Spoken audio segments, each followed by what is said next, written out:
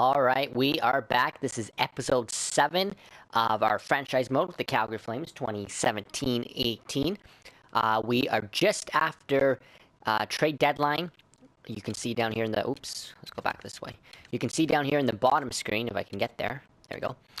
We are March 2nd on our game against the New York Rangers, but we are 3 days past the trade deadline, a deadline in which we acquired forward James Neal in return for prospects Morgan Klimchuk, Brett Pollock, goaltender Eddie Lack, and a 2019 second-round pick. So we definitely gave up a lot. Yes and no. I mean, we gave up a lot in terms of our second-round pick. But in terms of both Klimchuk and Pollock, these were two players that weren't going to fit into our NHL roster in the future. Pollock wasn't even fitting into our AHL roster. With the acquisitions of Dmitry Yaskins, who we claimed on waivers earlier in episode 6, as well as defenseman Joe Morrill. So we boasted our Stockton team, and then we obviously weren't going to see Klimchuk and Pollock fit into our plans going forward. So it was easier to get rid of them. Not as easy, obviously, to get rid of that second-round pick. In 2019, obviously, like I said, you definitely don't want to be trading away any picks now in this franchise mode with the new way that you draft in this game. But you had to do it in order to give up, or you had to give up in order to get a good player back. And then we also gave Eddie Lack, who was actually a UFA, upcoming UFA. He was just our backup goalie. We weren't going to re-sign him anyway, so it made a lot of sense in a way to make this trade. And we got a guy in James Neal who was, I think he was putting up like 40-some points or something already. Like, he's been having a fantastic season for Vegas. He's 30 years old. He's a right winger. We all know what James Neal can do. So we plan on extending him as well past this season. So that was a big trade for us. Just want to take quickly a look here at some of the other trades that went down at trade deadline. So there was some big trades here. I looked at this list earlier, but nothing that really stands out as a blockbuster to me. You can just look there. Matt Calvert goes to the Rangers. The Blue Jackets get a couple picks back. Kasperi Kapanen to the Islanders. Johnny Boychuk, who we took a look at, goes to Toronto. So we know Toronto's having a fantastic season. They're trying to bolster their blue line to make a Stanley Cup playoff run. There's our trade there with Vegas. Vegas also trading away Clayton Stoner. You can see that Montreal landed defenseman Mike Green, Darren Helm, and David Booth. So they're gearing up for a long run. They give up a second-round pick and a couple players as well. Just going down the list here, Montreal also getting Nicholas Hjalmarsson, so they're completely revamping their blue line in Montreal. Green and Hjalmarsson to go along with Weber and the rest of their defensive core. You can see the Coyotes picking up a couple first-round picks there from Montreal to trade Hjalmarsson. Spiza. So Vegas was busy here. They traded away Spiza as well. So Vegas, the weird thing is Vegas was right up there with us and Anaheim as one of the top teams all season long in the Pacific, and now they're just selling the farm at trade deadline. So it's clear that Vegas's plan is to still probably rebuild, and I guess playoffs were not as important to them this year, even though they had a really good chance of making it. Edmonton also competing. I think they're third behind us right now in the Pacific, so they jumped Vegas. They get a defenseman in Paul Martin, as well as a couple other players, but they trade away Kyler Yamamoto to San Jose, so a good prospect for them. Pominville to the Bruins, a couple firsts going to Jersey for Adam Henrique and Brian Boyle. So just Josh Bailey there going to Carolina. Vander Kane goes back to Winnipeg with Josh Georges. So the Jets and the Sabres hooking up again there. And then Blake Como from Colorado to Boston, and picks involved in that. So a lot of big trades there. Nothing really standing out as blockbusters, but a lot of trades. I like to see that too, because I know in previous franchise modes like NHL 17, you would go at trade deadline, and I found that the user team would be the only team making trades, and none of the computer teams would make trades. So they would all wait for the off season. So now you're seeing a lot more trades made now during the regular season. So that is good to see. But let's go quickly to upgrade and maintenance here. I know we made a couple upgrades here. I haven't really been paying attention to this screen a lot in this game. So we'll finish these off here. We'll repair that. We'll repair the upper bowl. This club seats. It's a goal to upgrade it, but we can't do that till the off season. So we will just upgrade it for now. So. Yeah, so that is a quick look there at the other teams at trade deadline. So it was a busy trade deadline in the NHL. Like I said, no big blockbusters, but some big moves, and we were definitely one of the big moves. I mean, you saw Edmonton, you saw Montreal, you saw Toronto, all these teams that are going to be contenders now in the playoffs. They wanted to bolster their lineup, and they made some big moves, but so did we. So there is a look there, as I mentioned, at the divisional standings. So Vegas did slip a bit. They're now 5th, but they weren't too far behind. I guess they're 7 or 10 points back, of Edmonton for 3rd, but they definitely still, there's lots of hockey to be played left here. They definitely still could have competed for a top 3 spot in the Pacific, as well as a wild card spot too, because we know that the 2 wild card spots that currently belong to the Central Division, they're not too far up on both Arizona and Vegas. So not sure why Vegas went in full seller mode at the trade deadline. Like I said, I know they're an expansion franchise, and I know they wanted to rebuild this year and get better going forward with prospects and stuff. But I mean, you had a chance to make the playoffs in your inaugural season, so I'm not sure what's going on in Vegas, but probably not the best move to trade away all of your players. There's just a quick look at the West. I know we looked at this in the last episode at the end there, but Minnesota and Winnipeg, they're holding the 2 wildcard spots, but you can see Arizona's tied with Winnipeg. Arizona's completely surprised all of us this season with even being in contention for a playoff spot. I guess the biggest surprise would be LA being near the bottom there, San Jose as well. You knew Colorado would probably be down there, but LA and San Jose for sure you thought would be in the Stanley Cup playoffs, as well as Chicago. So that's a bit of a surprise there. But yeah, so anyways, it is a tight logjam there. We luckily sit a little bit higher. We sit with 81 points in the West, so 2nd in the West, only behind the Anaheim Ducks. I believe we're 5th or something in the entire National Hockey League right now.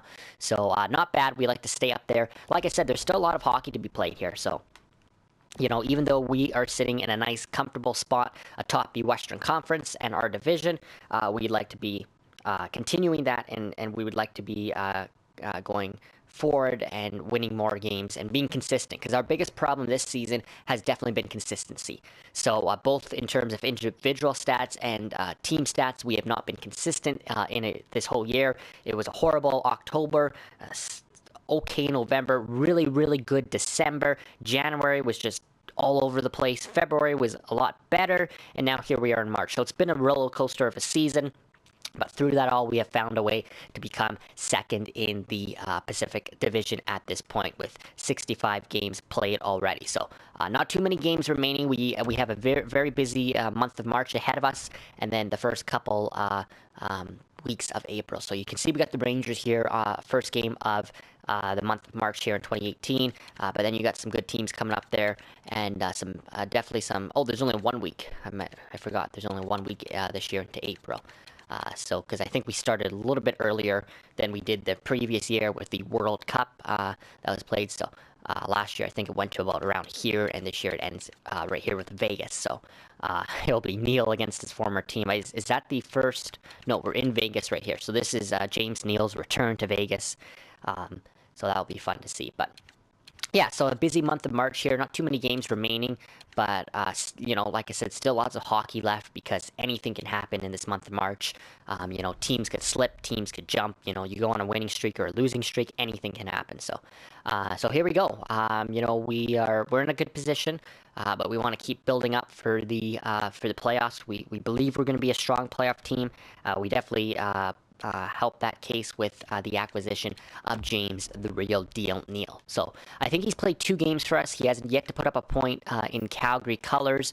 Yeah, there's a look at his stats. This is all his stats from Vegas, because as I mentioned, he's yet to put up a game or a point. So I think he played 61 games for Vegas, had 49 points. So was having a pretty decent season, -1, however, with Vegas. But we've got him on the top line now, playing with Gaudreau and Monahan. We did try and extend him in the last video. He's got 1 year remaining, so he's a rental player. But we talked at the trade that we've given up a second-round pick plus a couple prospects in Eddie Lack.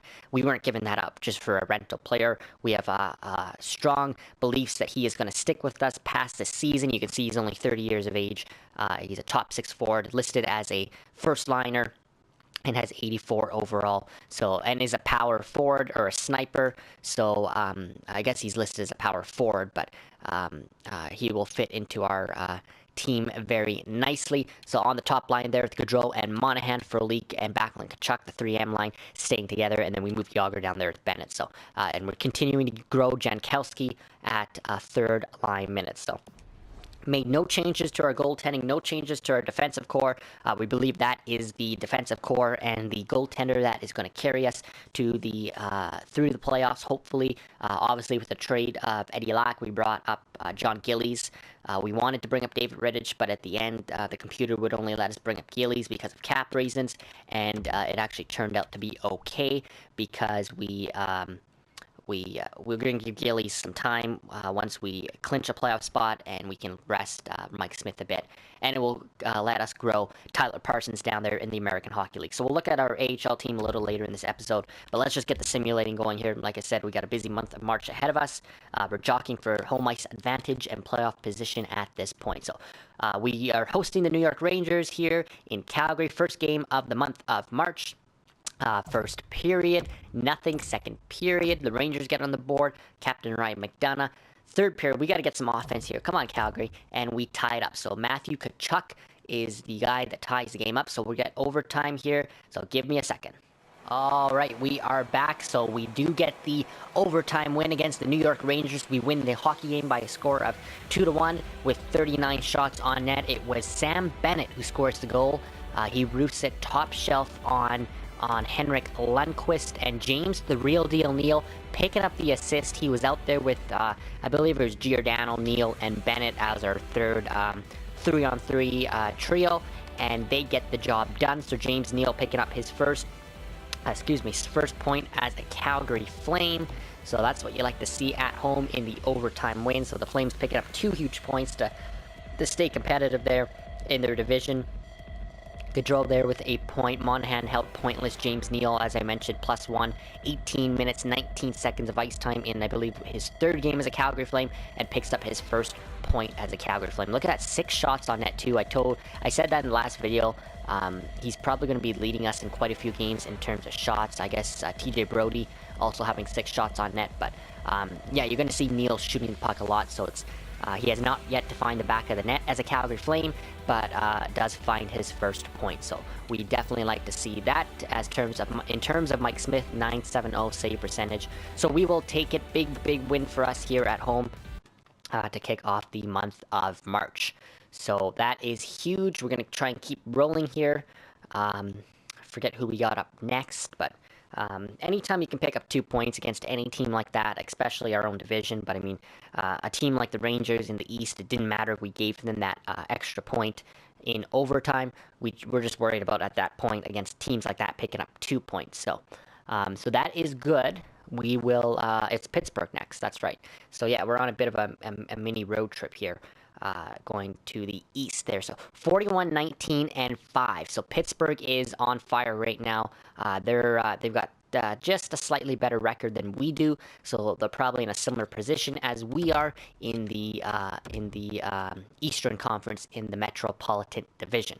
So I've just realized that I am still on the slow simulating screen here. So there it goes, it's simulating. I found that in the last few videos that the calendar is... See, I have to simulate twice. Like, on this screen, it's stupid. But, I found the calendar is the faster way to go, so we'll get into that after this. Like I said in previously, you lose this beautiful menu that they've made, where you can't see the stats, you can't see the standings, you can't see, your opponent's record when you're in the calendar. So, but it's the faster way of doing it, so we will do that. But let's keep the simulating rolling. We're going to keep the exact same lineup. We're coming off that overtime win against the Rangers at home, so we're now in Penn State, taking on the Pens. Then we got the Sabres and Sens. If it will, I thought I clicked. Continue. Yeah, okay. I must have clicked no. But let's simulate here. So it's finally loading. So Pittsburgh, Calgary, and Pittsburgh. I forget if we took the first meeting of the season. This is the second meeting of the season, first period. Both Scott Wilson and Sean Monahan finding the back of the board. I talked about Monahan in the last episode, really starting to find the back of the net after a really slow start.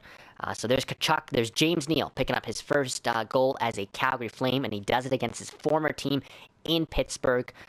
Michael Backlund as well. So this is just after third period, and we just squeak away with the win. So Michael Stone getting the game winner there. But then they come back with Malkin and Gensel. So they almost make a hockey game out of it. Holy mother, look at those shots. I have yet to see, I've heard of people that have played this game that have had, that high of shots, like in the 80s. We had 72 motherfucking shots on net. They had 61. Like that, I don't know. That's I've seen this happen to people previously.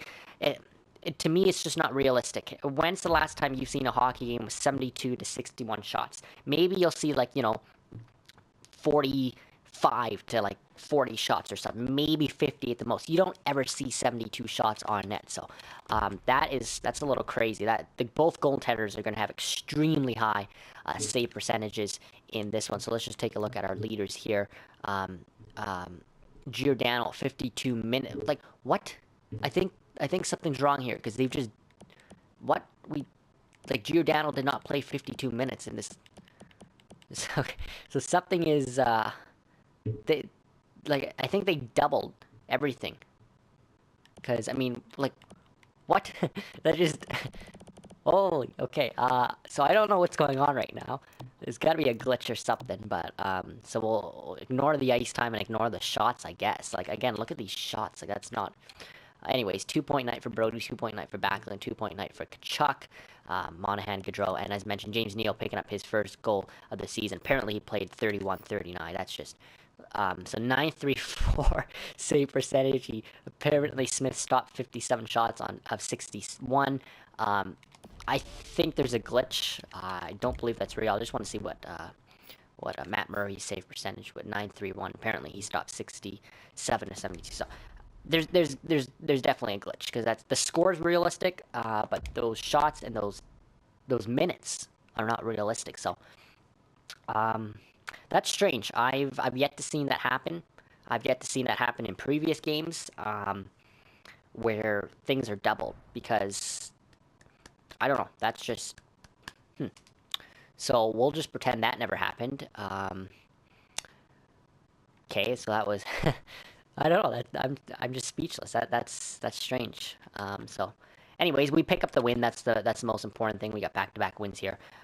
So we got the Sabres coming up. They're 37, 27, and 2. So just quick look there. We're continuing 85. We're only 2 points back now of the Anaheim Ducks. We have played one more game, but 2 more points, and we tie them for first in the Western Conference and in our division. So this is really good at this time of year to be getting these types of wins. So let's just keep rolling. We're in Buffalo now. So yeah, you can keep the current ticket prices. I don't care. Yeah, that's okay. Okay, so we got the Sabres, then the Sens, then we're home to the Oilers, excuse me, and Sharks, and then we got that Vegas game. So to get us halfway through the month. So let's simulate this one here against the Sabres. So the best thing for us would just to keep on rolling with the team we got, the lines we got right now. So they get a couple from Jack Eichel. Johnny gets on the board for us. We only get 6 shots in that second period. We tie the game up here with 2 quick goals by James Neal. So he's really in these last 2 games really fit in nice. That's 3 goals in the last 2 games in the last 8 periods there for us, so that is good. Matt Molson also getting on the board, and then we finish it off with a win. Jankowski finally getting on the board with third line minutes, and Johnny Gaudreau picking up his second goal of the hockey game as well. So again, they make it close. They finish with Ryan O'Reilly scoring and making it a 5-4 hockey game, but I believe James Neal and Johnny Gaudreau should have a couple big nights here, and they do. They both have 3-point nights. So 2 goals and an assist for each of them. Dougie Hamilton also having a 2-point night. The strange thing is Sean Monahan was on that top line and only managed to pick up 1 point, despite both Gaudreau and Neal each having 3-point nights. But a huge night for the top line. there. Just looking at goaltending, not the best night for Mike Smith after that amazing 60-some saves that he made, and somehow he finishes this one with an 8.52. But that's more there was a glitch in that Pittsburgh game. That's cool though. I've never seen that happen, so be interesting to see if that happens again. That's the first time it happened to us in this franchise mode in NHL 18, but I have seen it previously happen to people where the shots have been, like in the 80s for both teams, but and the goalies have just stood on their head. But I've yet to, I haven't seen them go into their actual stats and show that the ice time was doubled as well. Because there's no way a guy like Giordano played 50-some minutes. That's not even possible. Like, that's just, he was on and if you looked at the other defensemen in that game, that means they would have had to play like a combined, like, how many, like, less than 10 minutes all combined. So that was strange. So we find a way in this Ottawa game to tie it up after 3 periods. Bennett and Backlund, the most recent goal scorers. I believe Erik Karlsson had a hat trick in this one. So let's see if we can prevent him from getting his 4th, and let's see if we can get the overtime win. I'll be right back. Alright, back in this one. So we do drop this one in overtime. Monahan, Gaudreau, Brody having a really good opening shift there. They hit the post, and then back comes Erik Karlsson, and he passes it to Kyle Turris, and they end the hockey game. So, you know what? We picked up a point. We obviously wanted the 2, but we will take it. Another solid night here for one of our top lines this time. Sam Bennett getting in 3-point night. Backlund and Brody each getting 2 points. Looking at that top line, they failed to record a point. At least Johnny did. Where's Monahan and I wanted to say Yager.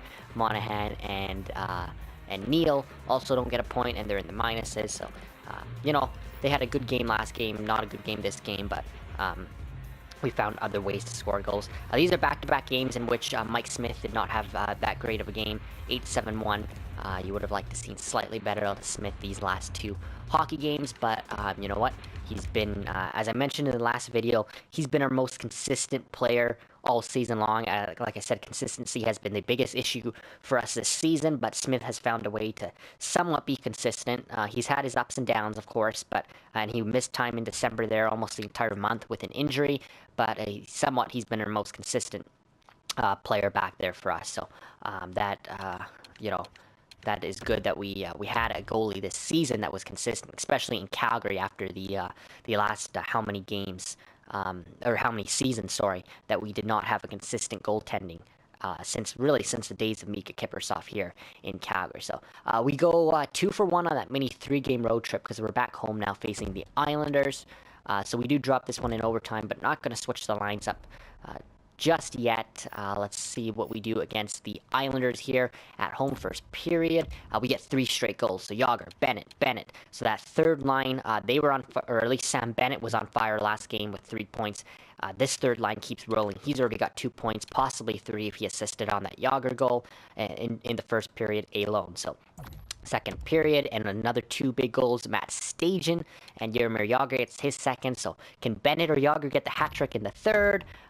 They don't. Gaudreau gets on the board, but I'm just, again, we find a way to be up. Like, we were up 5-1 after 2 periods, and now we lost this one 6-3. I mean, we'll take it, but I don't like blowing leads like that and making it so close. Because, I mean, I know it was a 3-goal lead at the end of the game, but I mean, what happens if they scored another 3? I mean, that was probably a poor example, but there's previous games where we just blow the leads, and it's horrible. So, but we get the win, the 2 points. That's all that matters. I'm not the coach. I'm not gonna scream at the players for blowing that lead. But Bennett, Brody, each having 4-point nights, as well as Yager. 2 and 2 for Bennett and Yager. 4 assists for TJ Brody. He's really quietly had a good season for us. Probably one of our best defensemen, if not our best. Tkachuk 2 points as well. Gaudreau finding a way to score a goal. Just want to see where James Neal and Sean Monahan were in this one. They did not get a point, but they weren't minuses either. But I'd like to see a little bit more out of Monahan and Neal consistently. Gaudreau's finding a way to be consistent, even if the rest of his line isn't.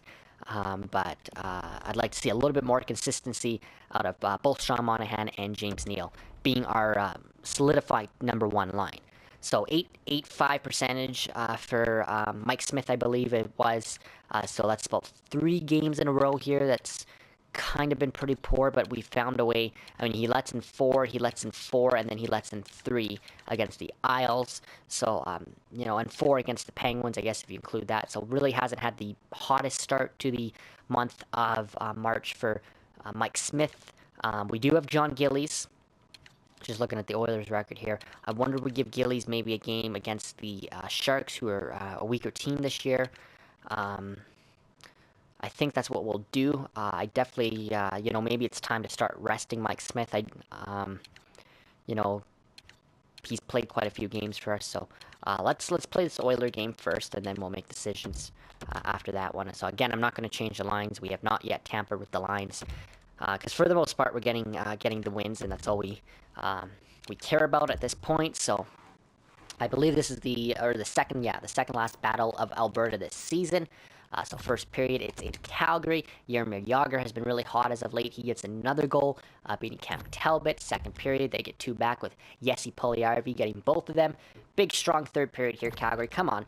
And we tie the game up. James Neal, there he is. So overtime once again for the 3rd time in the month of March. Give me a second. All right, back in this one. So yeah, the entire unit decided to go for a change at once, and they had a breakaway and scored. I don't even know who it was. It wasn't McJesus or anybody, but they do score, and they win this one in overtime, so not good for us at all. Huge divisional game. We gain a point, but we just gave Edmonton, who was just below us in the standings, 2 massive points for them. So, of all games, not wanting your opponent to get a point against any team at this point, it's probably Edmonton, and they do get the 2 points, and we only get 1. So, yeah, not too happy with that. It's kind of a weird overtime anyway, but still, we shouldn't have even gave them a point. So our top line in the minuses. James Neal does score. Gaudreau does get an assist, but Gaudreau was a plus, but both Monahan and Neal in the minuses. Not getting much else from our secondary units as well. 9-1-4, a little bit better there for Mike Smith in this one. But we do take the 2-1, or no, it wasn't. What was the score? 3-2. 3-2 loss to our provincial rivals, the Edmonton Oilers. So, like I said, not good, especially against a divisional team, especially against the team that's right below us in the standings. We don't want to slip to 3rd and then be in jeopardy of slipping out of the top 3. Like I said, we really want to rely on the top 3. Don't want to rely on the wild card spot. So that is not good. But we are still ahead of them, I believe, in the standings. So we got the Sharks here, and then the Vegas Golden Knights. So. And then the Coyotes and look at this: Sharks, Vegas, Coyotes, Ducks, Sharks, and Kings. So that's what 1, 2, 3, 4, 5, 6 divisional games in a row. Technically, we include Edmonton, 7 divisional games. Then Columbus, then another division, and then another divisional game here, and then another one, and then Winnipeg, and then another one to finish. So basically, the majority of our remaining games are against divisional opponents. So, in other words, we need to be winning all games in regulation and avoid overtime if we can, and we really probably don't want to be losing. Like, that's what I mean. That's what I meant when there was a lot of hockey left to play, even though there's technically not a lot of games left to play. These divisional, like this right here, could change drastically, because I don't think we're the only ones with that type of schedule. I bet you all of these teams are up against all these teams. So, everybody in the Pacific and probably everybody in the NHL are just playing their own division for the most part for the remaining few games of the season. It's kind of cool how the NHL made that. It's actually kind of a good idea, too, because, like I said, even in real life, you could see a massive change in just the last few weeks alone in the divisional standings. So there we are with 91 points, a couple back still of 6 back there of Anaheim. The Oilers still sit a few points back of us. The Golden Knights now holding on to that wild card spot. So again, they sold the farm at trade deadline, but yet they're still competing for the playoffs. So I'm not sure what they're going to do, because I don't think they're going to be really a strong team once they hit the playoffs, if they do get in. The Kings have jumped up. They were sitting at the bottom of the Pacific for most of the season. They've jumped up of Vancouver, and Arizona has finally dropped near the bottom. But San Jose, who we've got up next here at 28, 31, and 11, still sit in the bottom there. So just want to make maybe a quick line change or two Just looking here, most part we've been pretty good. I think I'm going to bring Lazar in. Do I take out Steger? Do I take out Stajan or Furlan? Maybe we'll take out Stajan, and we'll bring in Curtis Lazar, who is usually a center anyway, but I think they have him listed as a right winger in this game. We don't have Troy Brower in either, but I'd rather have Lazar in and continue to grow him at a medium top 9 potential over a guy like Matt Stajan or Troy Brower. So we'll put him at center ice on that fourth line. They don't get a lot of ice time anyway. We could bring in Matt Bartkowski, but I think Kulak's been fine. I haven't seen him drastically in the minuses the last few games. I was thinking of giving John Gillies a game. Smith had a good game there. I think we will. I think we'll give John Gillies a game here. Just one, just to see what he's got. Put Smith back in, and then we'll give Gillies maybe another 1 or 2 games before the end of the season. And the biggest thing here is to rest Mike Smith. Again, in real life, you would be doing this anyway. In this game, there's no such thing as fatigue, so it doesn't affect. I wish they would put that in the game because it would make it a lot more realistic especially on goaltenders and the older players like Jaromir Jagr, because when you get to this point in the season, those guys are just gassed, especially for a guy like Mike Smith, who's played the majority of our hockey games this season. So I would really like to see that put in maybe in NHL 19 where players get fatigued throughout the season and then you have to rest them and you have no choice, because that also make you have depth behind your players and your goaltending. Even if you have injuries on, I think it's good to have a fatigue setting on as well. But that is not currently in the game. I think it would be a good addition. So let's simulate this game then against San Jose and see how John Gillies does in his first NHL game of the season. Just his second NHL game, I believe, of his career. He did come up one game last year against the Kings and did get the win. But we'll see how he does now against another divisional opponent in his first game of the season, so first period. They get 2, we get 2. So Hamonic and Frolik for us, Pavelski and Tomas Hertel for them. Pretty even in the shots category. Second period, Calgary Flames get 2 on the board. Backlund and Tkachuk beating the former Calgary Hitman, Martin Jones. So this is the bottom team in our division. We have to come away with this. Like, these 2 games that we have remaining against San Jose have to be wins. So third period, come on Calgary. And we do, again, we just squeak away with the win. Timo Meier, but Jaromir Jagr probably gets the empty net there with 24 seconds. Or no, that's 24 seconds in. So scores at the beginning of the period, and then Meier making a game out of it. But we'll take it, a 5-3 win. Like I said, we have to have these games against San Jose. Nothing big from our top line, again, in this one. But we're getting our secondary scoring going in this one. As a 4-point night highlighted by Michael Furlik, 3 points by Matty Tkachuk, and Backlund managed only to have 1 point. Neal doesn't record a point. Gaudreau, Monahan, they don't record points, but like I said, the second line really showed up in this one. 914 save percentage for John Gillies, so like to see that for sure. In his first NHL action of the season, he's played the majority of the season, actually has not played the majority of the season in Stockton. We had Tyler Parsons in the majority of the season. We were supposed to give them equal time this season. Kind of gave Parsons a little bit more time than Gillies, but he's now in the NHL. And hopefully this will help him grow a little bit better as well. Like I said, we want to grow Tyler Parsons more anyway, so that's why I was giving him the majority of the AHL starts, but we'll give Gillies some NHL action and hope that grows him. So 93 points on the season for us, the Calgary Flames. So we've already hit the 93-point plateau. 100 points is really not out of the question at all. We should be definitely a 100-point team, if not over. Coming up here, so we got Vegas. As mentioned, it's really just a battle of the Pacific at this point. Vegas, Arizona, Anaheim, who's that team just above us. We've yet to be able to pass them this whole season. And then San Jose again, LA. Edmonton coming up there too. So let's you know what? Let's keep Gillies rolling. We got back-to-back nights, so we'll give Smith his former team here.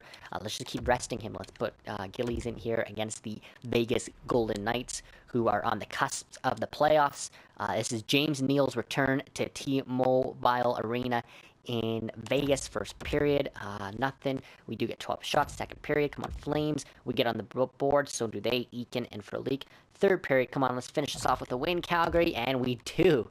Yes, so Hamilton, Jagr, Frolik. I gotta check Jagr. I think he's close to 30 goals this season now. He had, I think, 16 goals going into this month, and he's just been on fire this month for us. So That is good news. I mean, I don't think anybody expected Yager to even come close to 30 goals for us this season, and he has quietly been getting himself up there. So he might even have passed both Gaudreau and Monahan and Backlund for our team leading goals. So let's check that here in a second. But Hamilton and Frolik also getting on the board, so you like to see that.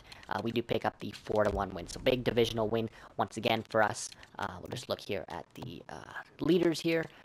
2 points for Hamilton, 2 points for Backlund and Kachuk. We might just go like this.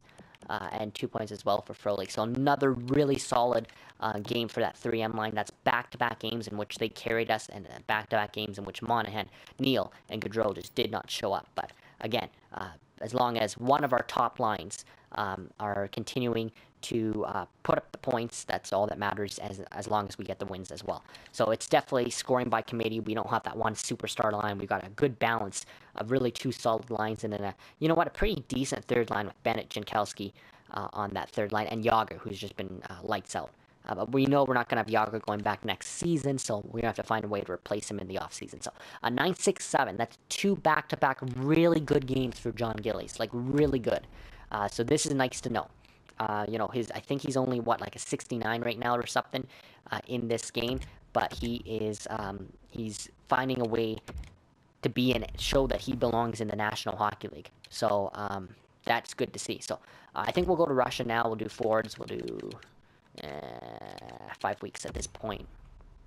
But I kind of want to give the net back to Mike Smith. It's back-to-back nights. I don't want Smith to get too comfortable on the bench.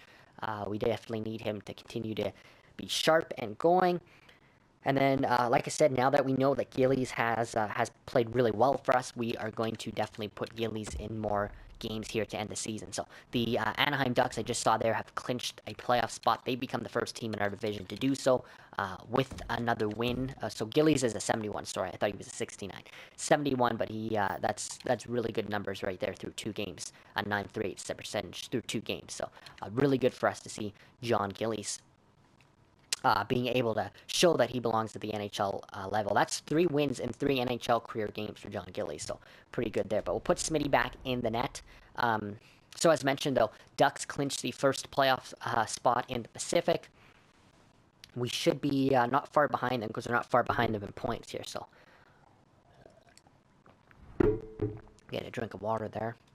61 points, so Gaudreau does hit the 60-point plateau. 4 goals away from hitting the 30-goal plateau. So Johnny Gaudreau has really turned into having a pretty solid season.